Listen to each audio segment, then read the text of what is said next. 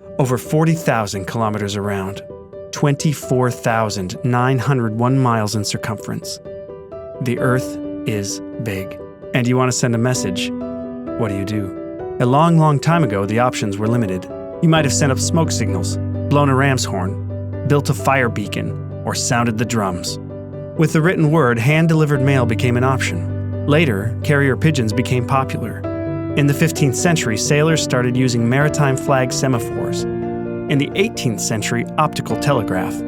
Then the electric telegraph, signal lamps, and acoustic phonograph. Finally, in 1876, the telephone was invented.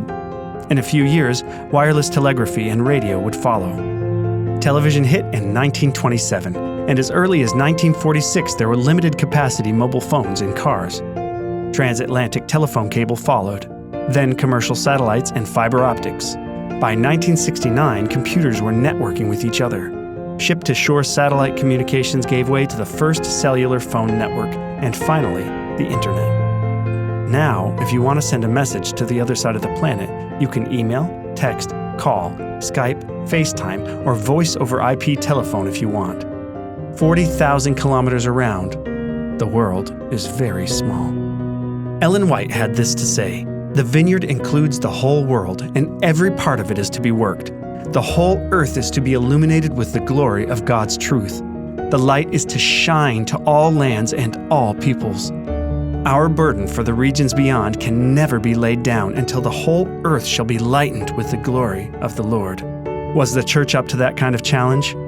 Buckle up for a high-speed history lesson. The first half of the 20th century was filled with firsts for the Adventist church.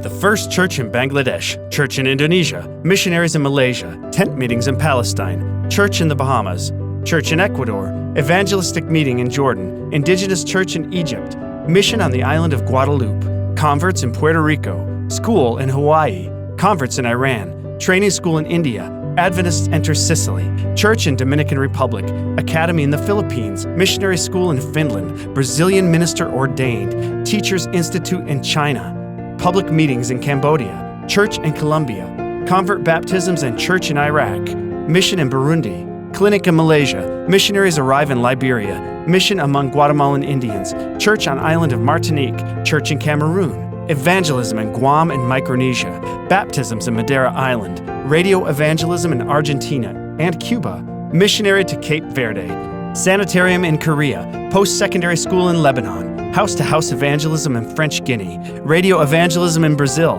summer camp in Puerto Rico, school in Ethiopia, church in Taipei, Taiwan, television broadcast of Faith for Today. At the turn of the 20th century, the church was operating foreign missions like smoke signals and carrier pigeons. But then the countries that had received missionaries started sending out missionaries on their own. And then they sent out missionaries on their own. It's a small world after all. Between the end of 1910 and the end of 1950, over 650,000 new Adventists joined the World Church.